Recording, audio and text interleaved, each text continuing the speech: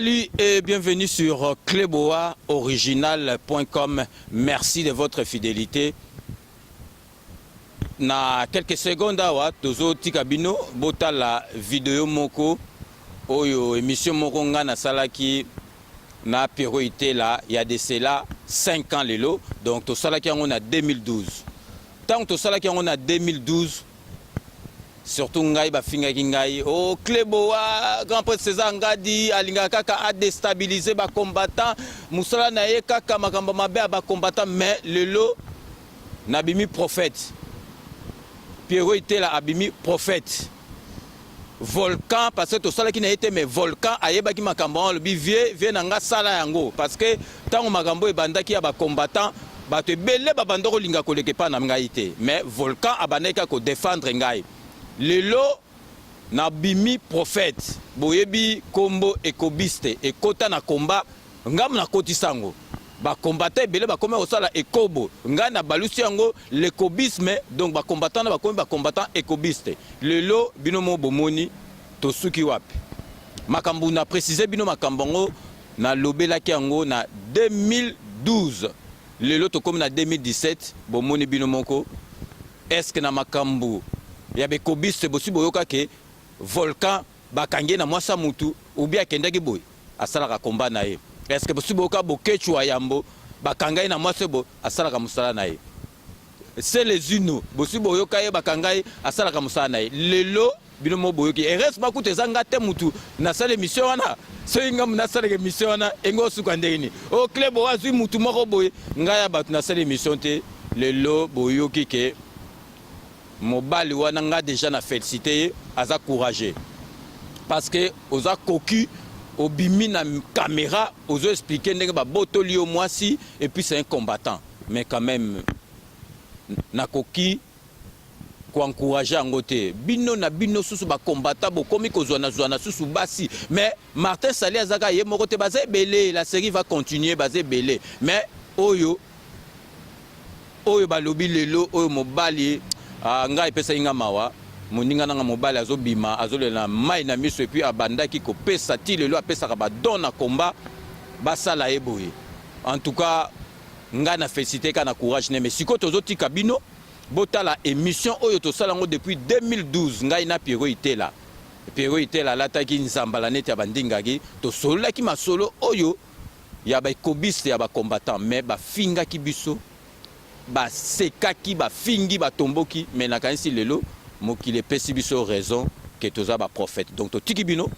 botala émission to salaki depuis 2012 ata petit nanga tsunami la femme du patron journaliste sans qui ça le ya César émission yo bosalaki yango et salami donc yango na to zong selbino émission yango na préciser que to lobelaki yango depuis 2012 yango ezo salama na combat donc restez connectés sur cleboaoriginal.com. À tout de suite.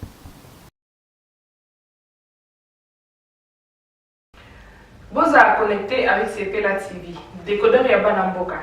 85 livres les décodeurs, fait 4 mois il y a offert.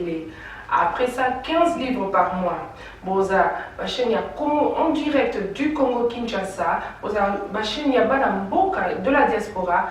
Il y a sport. Et aussi, il y a Bana aussi YouTube Nakati. Simplement pour 15 livres par mois. Pour l'ensemble de CPLA TV, c'est très simple. Le site n'a sur Internet. Bon, on a des détails.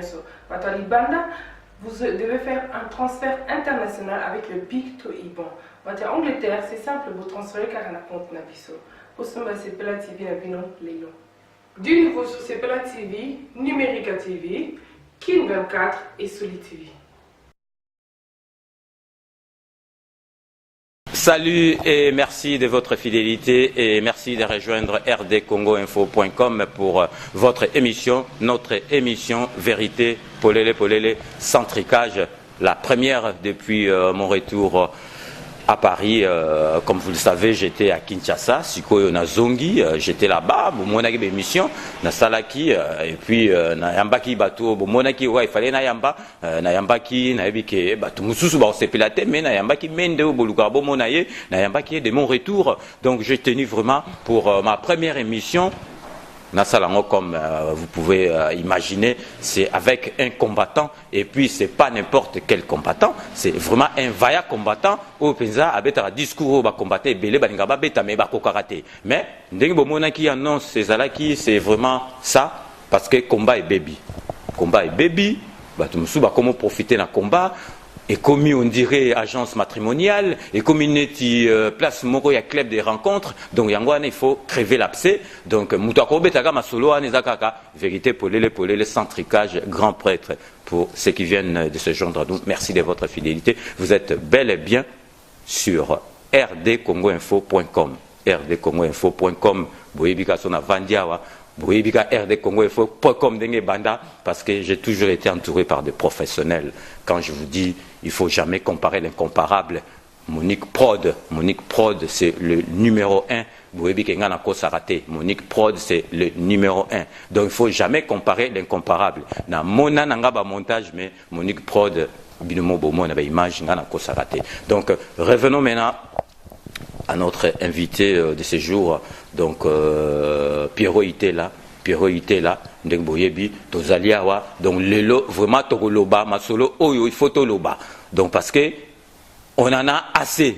Donc combat ba komi ko zwango neti komi soki ni bokomo ko c'est la combat makambu ba tumusu ba ok na but ya makambu susu, mais bazoko c'est la combat makambu. Donc lelo vraiment ne bougez pas, restez branchés, connectés sur RD Congo Info et vous ne serez pas dessus. Boyebi Kaka, vérité polele, sans tricage, Cléboa. Donc Pierrot Itela est avec moi. Donc après Sabino Mbote, Bomona et pas Mikolo yo ya komika na ba jambala. A komika na ba jambala na ba sin, na ba kan. Donc yanga kutu boyebi ndenge za la ye azu ya ndenge mususu yanga za libende ya donc yangai naza nango na se awa na relax Sabino après parce que naza nango tout le temps. Donc naza nango mais Pierrot Itela ya yesu ko moni bino bofinga ngai. O kan mais Pierrot Itela siko moni ke a triché ngai parce que a comme na kan ata yesiko azu siko net ya mobutu mais azuka kan nanga. Donc Pierrot Itela, bonjour. Bonjour grand maître César Ngade. Otala ba moi ba bi ke Pierrot Itela ota sou batu te to ebite ceux qui ba ki sasika mais il faut tala pe bat. Bonjour grand maître César Ngade. Ndeni bino ça va? Oh ça va, doucement ça va. Ça va. Ouais. Donc on va pas aller par quatre chemins, donc on va tout de suite aller tout droit au but. Donc Pierrot Itela, les gens ont l'habitude de se monio, mona okaka na RD Congo, mais ces derniers temps, invitation na ba radio est commis et belé Pierrot Itela, donc na ba radio partout. Qu'est-ce qui se passe à faire nini et pas na bino wa combattre à faire ni Pierrot Itela? En tout cas, merci na invitation na yo, comme on le dit que toute la semaine Zaki invité à la radio Belé. Situation moi j'ai passé dans Mboka na biso, ezako senga que il fallait tout sensibiliser les Congolais, il fallait trop les Congolais passer dans Mboka na biso. Na kanisi ça fait plus de 13 ans que la situation est compliquée dans est du Congo. Alors senga qui il fallait tout dans la radio, ko sensibiliser les Congolais, ko expliquer les Congolais que na coin moko ya Mboka na biso, ça ne va pas. Mobulu mo na coin Mboka na biso et puis tous à la vigilant aux passer dans Mboka na biso. Il y a un moment qui n'a invité na ba radio Belé et puis il fallait toujours nabima na silence au na kota na mwa muke par rapport ya makambo leka na Mboka na biso pina niveau ya combat. Oyebi monsieur César Ngade surtout celle d'accepter le long invitation na yo. Et ça la raison moko ya très important. La chose à ligne ali que tout ça un problème na pays ba combattant ezala qui espoir ya mboka mais na minute oyo sans to marcher ba mon ba combattant to loke na sens ya désespoir pour na mboka na kanisi sur le loke na matanga sur le loke na fête ndenge ba zo beta le solo ya ba combattant ezala su ndenge ezala qui lobité ni solango changer makasi to yebaki bokele musika te to yebaki suka boy or na moment oyo mboka eza mobulu situation est tellement compliquée il fallait tout ça quelque chose yo monaki ke tango radio ki Pwanza ya frère nabiso France Andokande benga ki na ba radio mususu na baki na ngala kende pona ko solola et puis pona ko pesa ligne de conduite asika ya combat il faut to compter ligne de conduite asika parce que ce qui pour meka ki système de jeu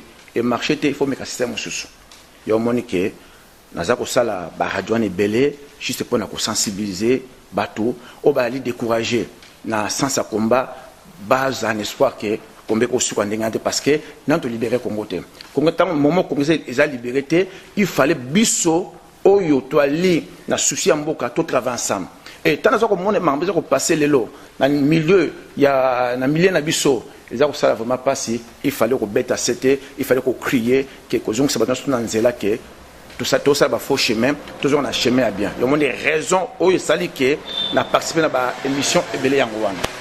Ma priorité là, donc je t'ai suivi dans l'andio, mais vous avez qui le colo, mais au juste. Donc ah ouais, tout ça quand même, vous avez l'habitude, il y a émission, ils ont vérité pour les centricage parce que vous avez dit, bah frère Christian Capia, bah vous avez qui, école d'aba combattant, bah on va frère, mais bah abandonner bah combattant, bah comme moi bah combattant, bah comme la bango, ils ont tout natinate, mais au juste et comme boyo, pour nani ni priorité là.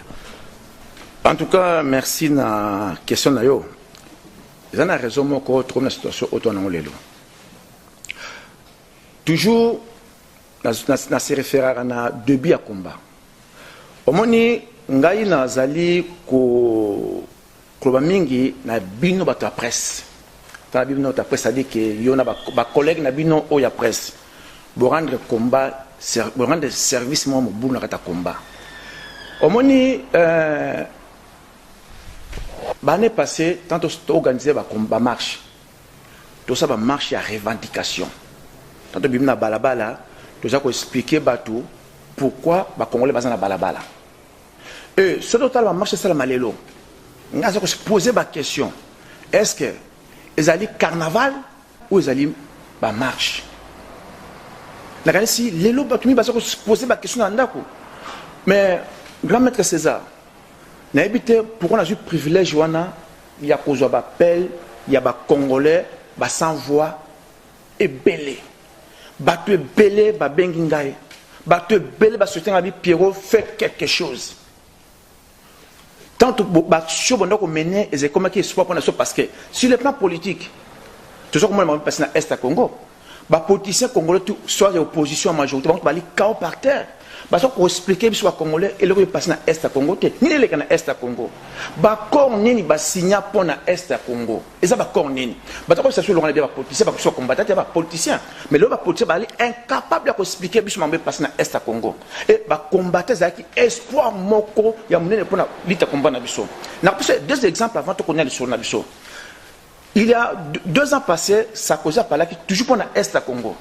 Que parti moko ya est ba mécanal ko tala sur posséder zali ya ko céder ba rwandais moi parti moko mais grâce ya ba combattant grâce à ba action de menaki pendant 3 jours dans l'Assemblée nationale de France tout le monde qui échange qui ba donner mais si koyo est comme ça que ils ont la même difficulté et qui 2 ans passés pourquoi na minute yo ba combattant toujours ko ka bimisa former mon côté pour na ba yo kabiso ke to ali contre est parce que mo boule zanakati parce que désolé mo zanakati wana ya mo lelo ke vidéo za salama alors vidéo za salama za ranger dans za ranger bisoté za ranger ba oyo bana pour ça est ka bona omoni raison pour laquelle tolingi toujours ça comme nanzela to monde déjà des alliés et tout le monde lelo oyo ba sitting za salama et salama lelo. Mais ils allaient tout ça se poser la question est-ce qu'ils allaient kermesse ou ils allaient ba sitting beaucoup makuna banzembo oyo ko sala ke pour sensibiliser opinion nationale ou internationale banzembo de bongi to comme banzembo ya tin to kolongola bilamba ba ko se déshabiller na kata ba sitting alors tant ba étranger ba ko mona ba congolais ba za ko yemba ba ko bien tout est-ce que ils allaient carnaval ou ils allaient nini oh tout ça ça la bloc on a pour na ko revendiquer ba bloc zo passer na mboka na biso que opinion internationale ba yebake et le comment ko simbate mais na minute yo na la kolobana ngai na ba marche salama ou c'est salama ce sont les kakuna il y a les boulou il y a des désolations ma to mona kata nini wana et ba to poser question pourquoi tu vas sur la marche té pour pas se dignité ba ya ko bina mabina nini ba ba nini c'est pas parce que to pekisi musique ya mokile beta biso to remplacer ba musique ya mokile c'est pas parce que pekisi ba danse ya mokile il y a des ordres. Tout le monde on a marche, on a sitting. C'est pas parce que tu peux que si banzembo ya salité na musique na biso tout le monde marche na biso. C'est ça le problème. Oui, côté si le mobulu, ça dit que manque il y a sérieux moko boye et puis baza ko ya ba te pourquoi yewana. Aye marche avec na sengo tout, oh et pourtant est la Congo. Baza ko kufa et pourtant na kata Congo c'est ça compliqué. Mais il y a une attitude. L'attitude, il y a mon temps qu'on revendique loco. Mais il y a une attitude à fait. Le groupe conseil ici là, a mis costume à bomba banda kala, on a marche. Mais non, ils ont bloqué ça la passe. Ils ont bloqué OK. Batozo comme mona. Ba congolais baza comme mona. Batozo se poser la question. To kende wapi, to kende wapi. C'est ça le vrai problème yango. Problème mususu yomoko witi kolobango awa mutoye. Na marche alati costume mineti à quel concert parce que c'est pas là que ba concert les a sauté pas bolata ba costume na marche costume alati concert moi c'est alati on diga zo que ne feti ezali po na nini donc nga na lobelela yo parce que si so ba komo ya balati ndengwana balobi bino ba combattant ki ndumba donc tout le baron de makambo ezali au lobby makambo mais au lobby likambo ki ndumba te parce que ce qui yo mo posa na kati to yebite ki ndumba bokomi ko sala kuna batu basi bakomi ko luka ba mibali kuna ba mibali bakomi ko kende ko luka basi ki ndumba o ekomi pa ba combattant yo au lobby yango to yo lo banisi ko omoni problème ya ki ndumba et pas ba combattant ki ndumba ça pas ba combattant te na l'église ou ta ki ndumba partout, moi, Kindumba, ils allaient toujours. Mais ce qui est vrai, et que ça m'a partout, mais quand il y a milliers de combattants, il faut tout ça par des choses. Quand ici, tous en la vie privée. Vie privée, ça dit que le samedi, là où quelqu'un est invité dans Tonini, on les allait vie privée. Tout est vie privée, ça n'a rien à voir, ça n'a rien à voir na combat ya Congo. Mais tant aussi koyo, tu es na kati ya combat. Nous dit que nous mettons ça makata combat et comme c'est un problème. Et comme c'est un problème, ça dit que nous la vie privée, qu'on la vie publique. Et cause un problème té ceux qui vous osent parce que koye bana moi c'est mobile ba koye bana partout. Et ça n'est exemple archevêque le bobo donc archevêque de la SAP. Ah, y a pas na combat, azwa moi sikuna na combat, sogata botola ki, masane mususu a combattant, mais alinga balaye. Ouais, les a problème té, mais oza na base belé, oza oyakuna pour la rabase batu mususu donc toujours on a cadre vérité pour les eza vérité. Oya pour profiter na faiblesse à basi, ola la rabango ou bien na ba voiture, ozo me makuta ta hôtel té na ba voiture, wana ndeza mabe, puis oité il faut le ba makamdenza. Mais si monsieur César Ngadi. Plus de 5 ans, ngai personnellement, nazako bunda pour la dignité à femme congolaise. Dans la zone ba bavir, ba viol, et ça mana est à Congo, ils ont choqué ngai, ils ont choqué ngai. Na kanisi situation ko balanga siko, ce qui effectivement, ils ont un cadre wana ndenge wana, et bloc mo faut condamner avec fermeté. Mais oye bien quand même piro itel ko lo balanga te ko yebi la situation ana te. Non, dans le but, ce qu'ils allaient confirmer. Parce que tant que tu as un kobo, tu as invité à Moutouta, et comment ça va te me balayer? Il y a une invitation, au moins, ça dit que ce qu'effectivement, ils allaient n'engue wana. Donc, autant que combo, il y a frère, moi, qui a vu, moi, c'est un combat, il y a balayer. Archevêque le bobo, a vu frère, il y a combattant, à mon avis, combattant, on a zolé sa fille, on a il y a vu pour balayer, on est ça, ida malam, ok, ndaka, chaos, bimarana, moi, ça, batozan, a basse belé, on a tolinga, on a combat, ou bien, aux autres, la combat, ou bien, aux autres, sala, qui me boulou, ya bassi, nami bali, on a to yebang. Mais, oebi, na rebelo komoko, ce qui est vrai. Ce qui est vrai, toujours le bangote parce que tout bébé ça combat. Il faut tout bon que ça combat. Au moins, tout le changement. Y compris n'angai. Na batte que paninga ba bébé si. Les alliés gèrent n'angate nati n'angate que ceux qui battent au couler.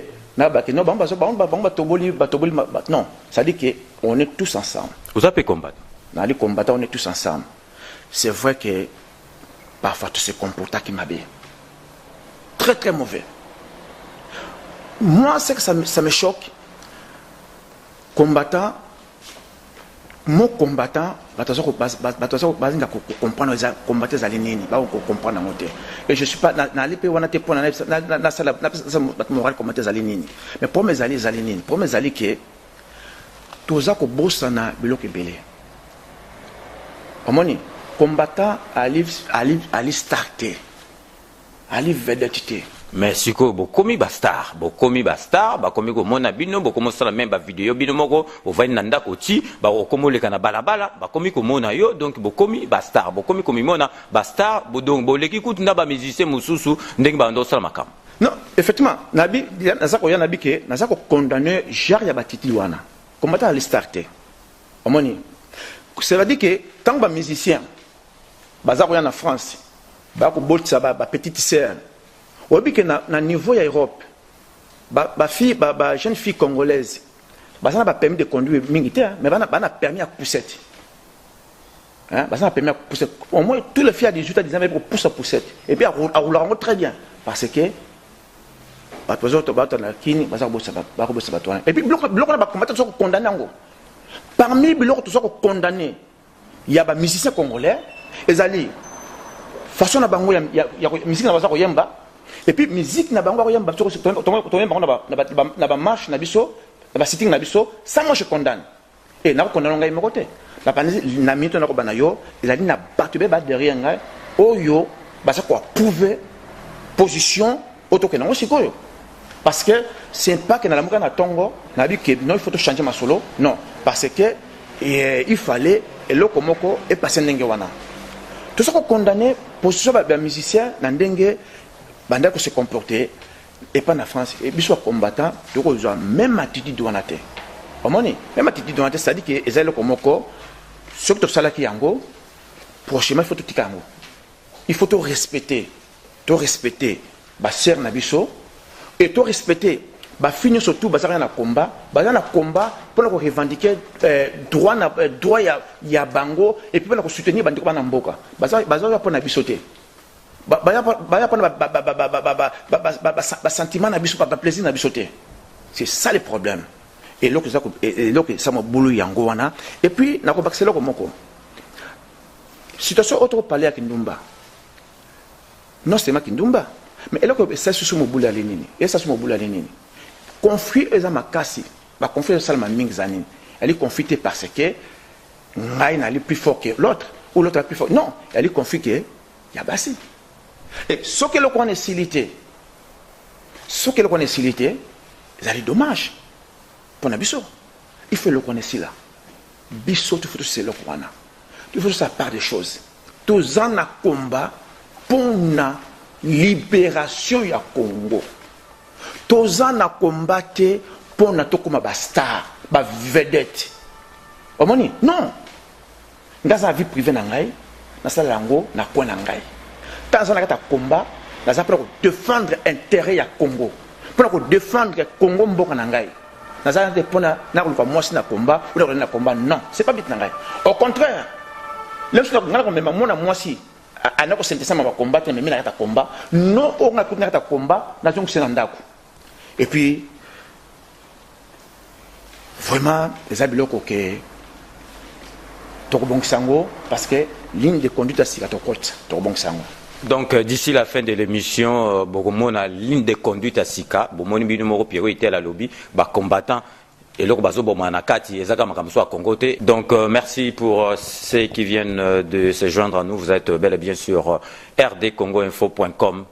Donc Bolandi Pierrot était là, ndenga lobby que ba combattant problème na bango eza susute ke bazo bomana na kati zaka ateke po na mboka et komi sikoyo po na basi oya botola nga mwasi do oyo asali loko nga na okendete donc bana mike a lobby ke bana mike ba komi ebele ya basi ba poussette mais nazo apprendre que sur RD Congo à la rentrée donc bokozwa jeune fille moko kombo na ye Pichu Mangaya akolakisa biso na côté positif il y a ba jeune congolais ba jeune congolaise donc aïe na émission na yé donc aux allez vraiment pour la diaspora africaine en particulier congolaise l'émission na yé azolakisa biso ba côté ya bien OEP que bana ya awa ya ba jeune ba sala bakelasi na bango awa basalaka na babanke bazali baentrepreneur donc l'émission wana bokodécouvrir na RD Congo sikoyo parce que bana oyo bazalaka bien baza na temps ya kokende ko telemaka na Gare du Nord te na kono telemaka na Barbès te na Château Rouge te donc na RD Congo l'émission wana bokodécouvrir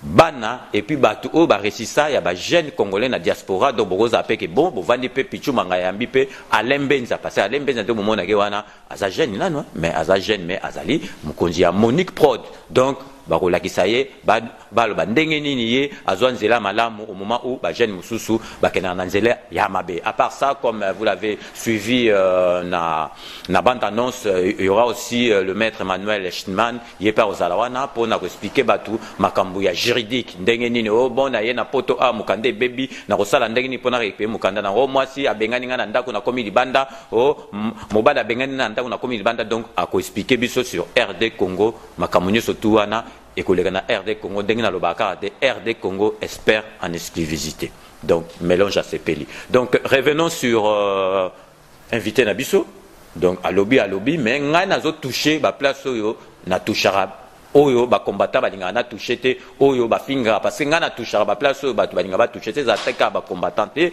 ezalata na ba émission nyoso donc il faut dire les choses vraies parce que tous dans la vérité pour les sans tricage. Pierrot était là, les vaillants combattants d'Engana Bengao, parce que tout, Bakoakoya, au Vanda Pembeni, il y a les grands prêtres étaient là, question Moussou, au moins club, au moins les étouffements, au Bengi, pompier, et ce problème. Donc Pierrot était là, Ndengan Dimango, et on a Bengake, vaillant combattant. Donc c'est pas n'importe qui va se mettre à côté du grand prêtre pour répondre à ces questions. Donc Pierrot était là, Nazalia, on a Kende, directement. Lobby, na Belgique, Botel, Ndeng, combattant, Ndeng Bazali, Baza, comme on a sous sérieuxité. Balobi, moi si y a Arma Tungulu, Boyebi Arma Tungulu, donc que son âme repose en paix. Moi si Nayati qui l'abisso, moi si Awa, ba combattant, au lieu ba Kendaka, pour na ko remonter moral, ko aider, ba combattant, ba koma ko Kendeko na Belgique, pour na ko tungisaye, pour na ko lukaye makango. Heureusement, moi si Abatu, a lingi sous-souté, a commis comme on a, ba visite na bango et commis ko merder, tout le bac, excusez-moi. En tout cas, terme wana, a lingi sous comme on a ba combattant, parce que ba combattant, au lieu ba Kendako ko aider ne to mona aboya na Gare de Lyon to ko yamba mwasa Arma Tungulu wana nyoso to ezaki lokuta po bakenda sima ko benga kai ko aider tala kaka mwasa batu a repesa bango numéro de téléphone parce que bike o bazoya na compte ya mobile nanga me ba combattant ba komi ko kende ti ko tungisa mwana mwasa batu veva batu atika na bana na ye alingi ko mona bango sute yango to ko tuna pero itela ai sabiso likambo ngo eza nini ba combattant boko matina niveau en tout cas question elle est très difficile pour nous répondre en gros, mais nous réussissons à répondre en gros. Donc ici, tango tungula kufaki, nazalaki parmi délégation il y a les bosso et comme qui na Bruxelles nanda kunaye place bava na mosinaye, na qui accompagné na Hervé Kachama, Patuléo, Yannick Mambuku. Comment qui tient à Bruxelles parce que petite sœur Nangai Sylvie Moulumba abala la famille ya Tungulu c'est-à-dire que moi ni moi famille Zanakati na comment qui se place et puis te partager qui m'a demandé de repartager ma na situation nango mais situation oyo que batba benga kaye pour nous déranger sincèrement officiellement alobi nangate biso to sali banquette to yebi ezali ndenge bon officiellement alobi nangote et puis ngape ko tuna ye cher ba question nganate ce qui il y a un problème il y a un ça alors mais si ce qui est réellement nazo ba ce réellement ezali ndenge wana ba combattant baza ko se permettre ya no ko déranger veuve Tungulu et pas na ndako na bana oyo notre frère Tiki nana mort le baté ezaka kana ba kezali dégueulasse quand ici ezali manque de sérieux et je pense ce qui batu ce qui effectivement ezali ndenge wana que batu bazana comportement bazali prochaine émission ngai na contact na ngai ba réellement ndenge nini Ce qui est effectivement n'engana ngai na ko s'engager ya ko citer ba komona bango et puis ko ba batuke pour sa très attention parce que baba fui ma bena kata komba na biso. C'est vrai à la veuve. C'est vrai à les jeunes filles à Robala. Mais somme toi qu'un esprit, il y a ko bala moisi et puis il y a ko joabana yande ko pona ko bokola ba koma batu. C'est bien. Mais so kende pona loisir pona nini vraiment na bieza dégueulasse. Bazo keni pona esprit wana te na confirmer au passo bato bazo kende ezali ya ndenge wana te bazo kene esprit ya ko sambusa mwa sabato. Non, ngana na lobby ezali normalité. Il y a une normalité. Il faut. Bato sa bloc wana. Bato sa bloc wana. Il faut batika yango. Batika yango na kanisi bas bali ebele. Bali ebele. Oya lingi ko sa asaba aventure ba comédie. Ba passe sa aventure ezali ebele surtout pas na combat. Surtout pas na combat. Il faut choisir la place. Ça dit na ba ki bien ngabi ke. Parfois bato comprendre le langage na yote. Mais tu comprends sur le langage, tu le bâtir. Tu as une vie privée. Vie privée, c'est-à-dire que tu passes un endroit où il y a combattant, moko, na mois na banaye, tu as vie naye privée et considéré mon côté. Mais ce qui m'a mis vie, a mis comédie naye, na quand il y a lit, na quand il y a combat, il y a comme un vrai problème. Et un vrai problème parce que comportement n'engane ko décourager, batu ebele. Comportement n'engane ko choquer, batu ebele. Dernièrement, nous avons matanga moko na Paris, mais pendant 21h4 du matin, on parle que du mal des combattants. Oh, il y a que sujet à l'objet, que sujet il y a joie pour na battre. En tout cas, c'est très bien. Le coup là, tout le monde bat la mouki, c'est bien. Mais non, il faut tout garder sans fond na biso. C'est-à-dire que ceux qui te salent vidéo, on dit la vidéo ngana yo, et comme ça va starter. Non. Toujours ça, la vidéo pour tout faire passer message et pas à bandeko.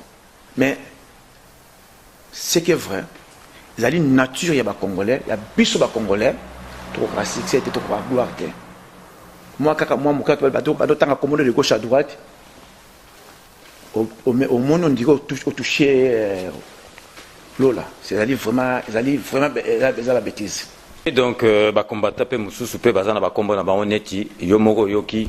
Parfait kanku ye jibe aba combattant donc to luka peto e ba wera son aba combattant za wapi parce que talaka wera son chone kaka donc parfait kanku ye jibe aba combattant oyoki Pierrot était makambo a expliqué mais aussi si wana te Pierrot était lelo parce que tozali awa poto loba makambo o ezo marché te pendant ba combattant de façon que na suka ya émission tozo mot d'ordre total nzela nini yekenya malam balobi sitting oyo boza osala na Paris devant appel bozo kende kuna boza ko telemaka wana bosala ba makelele mais boza ko lia so boye bo telemi wana ba pesi bino mbongo bozongi boye susu e komi lieu na bino ya okende kyo zwaka mbongo epa ba mindele wana oyebi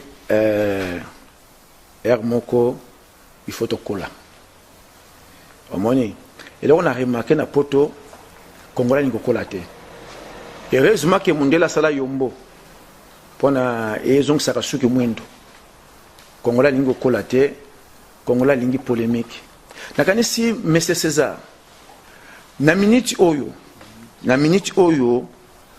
to masolo ya ba Congolais to son entre ba Congolais te il faut tout évoluer nakanisi lelo oyo ba ser na biso ya basi ba Nicole ba maman Louise Kadhafi bana basi tout sur mon abangwana bazu initiative mo kitoko ba kende devant appel batu wana nde baza ko somba ba coton ba sala ba portable tant ngana sistaki na bango na moni ndenge message za ko passer ça dit que ba ko ba traiter pas mindele za ko kende ba sa mindele explication pourquoi Congolais to nito tika kana ki Congolais te tu tika kana comme château je pona nini un moment donné faut que na opéra place si ba décider en beaucoup bazalaka to le vendre problème ya Congo yo ndimi ke to e pas Monique Prod to ba ke no Monique Prod a bêtise abisombo to samedi to finga kaye devant absation maman samedi ou tu fais ça normal ata ba to besoin réfléchir répéter fais-toi réfléchir non au moni là on a fait ça qui yo et puis to suka to bango et là ko bomi ezak boma comprendre absolument yango yo action za ko sala mawana na opéra elle action moko dali très très important que ko sala château rouge à République zonga simalele ngomba na moselu ngomba na donc wana ba combattant mutu bazoyemba banzembo ndengwa je pense mais wana banzembo yembi eza banani wana nzembo yembi za ba congolais bazoyemba ngo ba combattant mutu bazoyemba wana tout le monde aime eza combattre ba congolais bazoyemba ngo donc ba combattant ba pekisa banzembo mabe bango moko bazongisi banzembo na ba marche na bango alors au monique place wana nzembo ezalité mindele baye bazoko expliquer mindele plus de 8 millions de morts na Congo suite à boye c'est magnifique.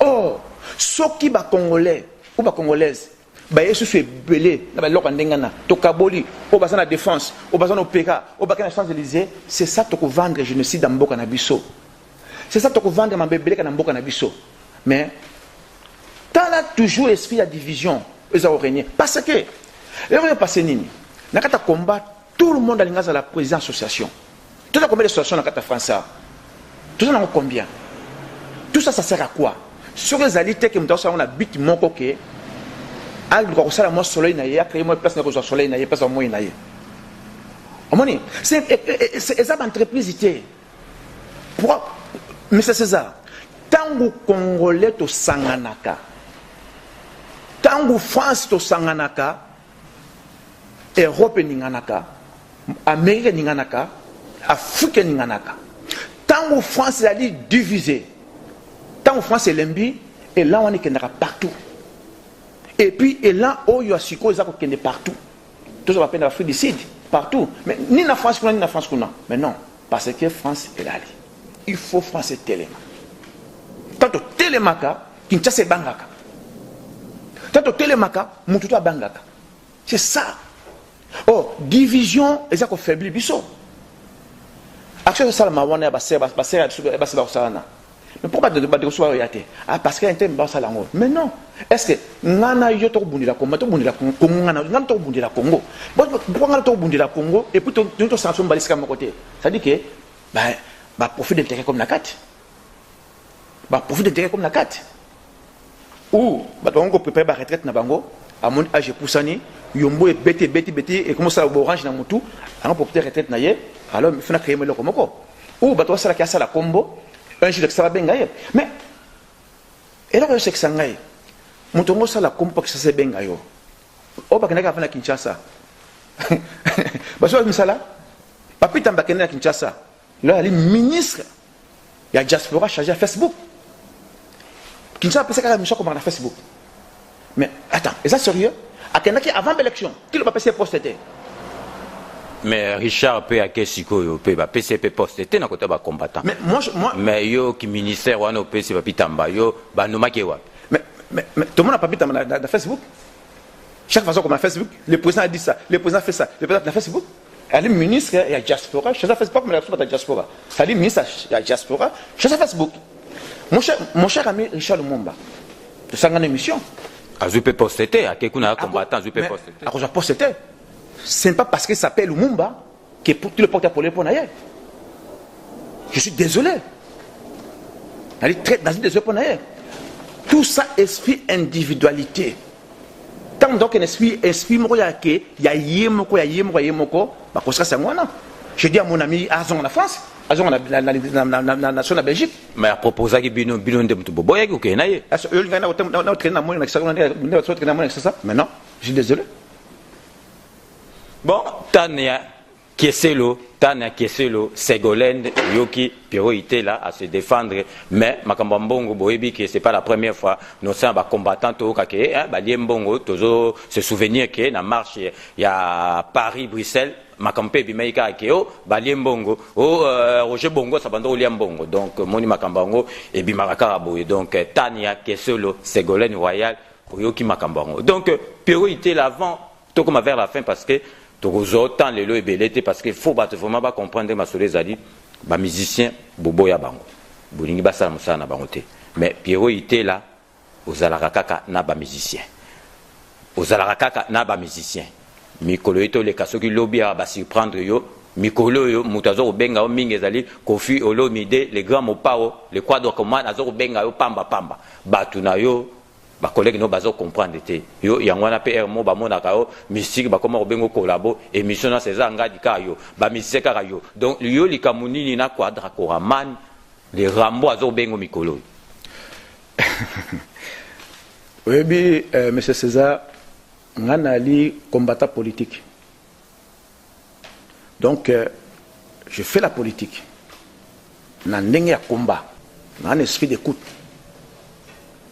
Ce n'est pas dit parce que tu es opposant, tu es sur la dialogue. Vision, on a se retrouver dans la vision. Donc, les lopés au sur la peine à présent Kabila, sur la bengo, parce que le ceux qui bosa, ni le sur la peine à présent Kabila, soit sa proposition, au soit naïe. Mais ça, c'est ça. La canne, c'est à un moment donné, tu es en France. France a prendre Bissou Belé. Tu vas prendre Belé dans la politique en France. Au moins, ce qui est là, mais c'est Hippolyte. Il y a un peu de solo là. On va expliquer où on est en Ango. Dans toute une situation, il y a Est de Congo, mais c'est Hippolyte Kanambe. Accord nous signa na Kagame pour na Est à Congo. Accord nous signa na Kunda Bato pour na Est à Congo. Yebsangai. Tout ça va congolais. C'est ça. Mais ce qui c'est pas qu'il y a pour poser question non, c'est pas ça. Ça dit que au départ tout ça va congolais. Tant ba congolais, tant ba artiste musicien. Oyebi mboka ni surtout ba battre la culture nango. Ko boma, ko bomeloko ezali ko seconde. Ko tongango za difficile.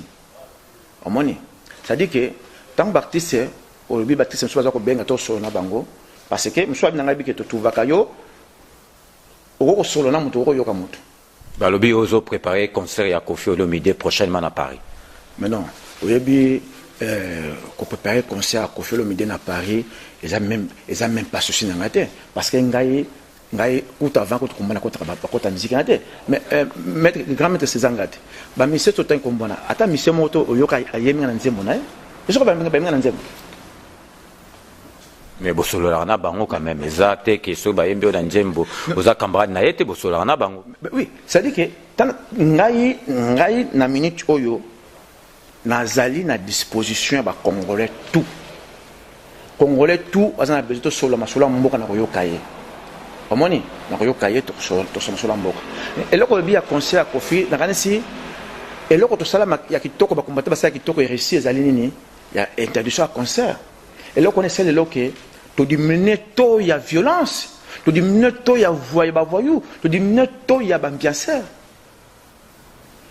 Tel est le rôle moi pesali. Imaginez, bana biso botamia, mon a bina ko la danseuse. Pourquoi? Parce que il y a qui aime la musique. Et là, on est sauvé ma famille belé, sauvé ma couple belé, et sauvé ma belé et le kouana.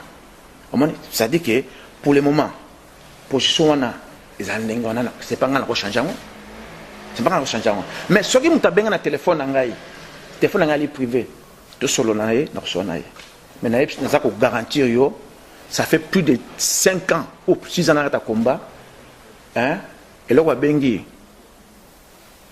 corruption nini yali ta certaine ngate au moins bato belé basalaka ba campagne Pierrot collabore bien très bien collabore mais bango moko le bakanga bana panier hein bakanga ba maboko na panier ba ko tshalo boko na panier banane to ko yeba Pierrot ite la toza la vérité pour les faut pas tourner autour du pot banane wana bakanga ba na kata panier biso toza toujours pour na mboka to pour intérêt ya mboka omoni to pour intérêt ya mboka oliaki kuanga na butu na kobombana na tongo kase monani bimi wana. Donc c'est-à-dire que nazana ouverture d'esprit artistes et musiciens ils a fait choisir kwa benga parce que tout le monde va benga mais Pierrot situation za ndenge nini pourquoi pas ko benga parce que baza ko sentir que sans Europe baza difficulté makasi omoni ko dialoguer na ba to dialoguer na modèle ni parce que ba condition ils vont permettre de na mo ba bato solo là est ce que simbate mais ceux qui bango le bazo initiative lelo il y a ça les locaux pour na est. Il y a organisé conseil humanitaire na salle de martyrs pour na espace va déplacer eux ba to va déplacer na est à Congo bana sort na bango moko bazali abandonner na bango moko. Comment tu lingi que bandona est bango boulot biso beta conseil na France aussi mbate. Ok, donc avant tout yoka mot d'ordre et à Souka parce qu'on est presque à la fin de notre émission, donc je vais en profiter quand même nape sa bateau batala rabiso vraiment beauté ou bape sa biso penza ba conseil na Damari Lelis petit nanga lourd wadje na masane faji do bon penza batala rabiso tout le temps na rdcongoinfo.com. Donc na bosanité bazaka na pi vient na bango ba benga bango moko kulutu les raïs kulutu ngadi azarana bango donc ba pesi bango vraiment to pesi bango RD Congo pesi bango losako donc to bosanité ce qui toyé à Paris batumsu bazaka talaka frère Christian Kapia ata aboya ba combattant na kanisi à partir de lelo ne lobeli il y a le sage combattant Pierrot était là na kanisi à comprendre qui combattant ezali nini donc Pierrot était là pour revenir à toi pour conclure. Tolandio, mais si au lobby Makambo ils ont marché Makambo à Mabe, au condamné, au salibo. Mais si yo pour na kozongi sabato yo au bazomona ke combat za suna tinate yo en tant que Pierrot était là a appelé le aux en mot d'ordre nini européen na ba milliers de internautes, de téléspectateurs au bazolanda biso na minute partout dans le monde sur le site rdcongoinfo.com. Oui, grand maître César Ngadi, la pêche merci. Oui, na ba compatriote na biso, bazawi ba msozo salate. Et puis na pesi les choses sous merci na France Sandokanda ya radio Kimpwanza. Et puis na ba radio Bosomi, ba radio tout oyo bendele tout ba radio tout ya diaspora, ça bo sala. C'est très important. Ba balongana image ya que vous allez rendre combat, vous allez combat. Non. C'est une image que vous avez un souci, combat dans la casse, pour empêcher de rebeller. Dans le Congo, l'opposition a été plusieurs fois. Le vrai opposant, c'est nous les combattants. Tout changer les données. Dans le cas de la prochaine Mike. Nous avons que opposition, est-ce que dans le Parlement à Congo, le Parlement est à Congo, il y a Kinshasa, il y a une explication claire dans l'Est à Congo, l'explication claire, tout est flou. Si tu ne pas la mouka, il non, il faut signer pécote. Après 6 mois, ils ont dit non. Alors, mon ordre est simple. La priorité dans le cas de liberté d'expression, on comprendra bien le journaliste, mais na mona auto sur le cas na radio Zoomel 1000 pour ngapé na le cas na kuna yo le kate mais comment ça se fait mais je vais inviter na invitation mutu moko na ko se pointer ngamote pas invitation mutu moko. OK donc radio Zoomel 1000 bayoki to la priorité la invitation à Royal et Panabi. Alors papa pour na situation passé na Congo sikoyo oyele kana mboka na biso oyebi plan ya mondele ezali que il faut est à Congo kende. Et ce n'est pas Rwanda mutu bazali ba commanditaire bazali que c'est biso Rwanda bali appuyer na puissance internationale ya makasi parce que zaka Rwanda yemoko mais non batasi ma Rwanda y compris complice na kata Kinshasa. Alors opposition à mon nationalité tout est bien très bien le vieux Titi a sa robunda yemoko te bao bazalaki autour na ye ba général de brigade balumbala tout wana le lot ba cause ba masque to moni bango bilongo na bango bien visage bango bien les seuls espoirs eux ezali lelo ezali ba combattant.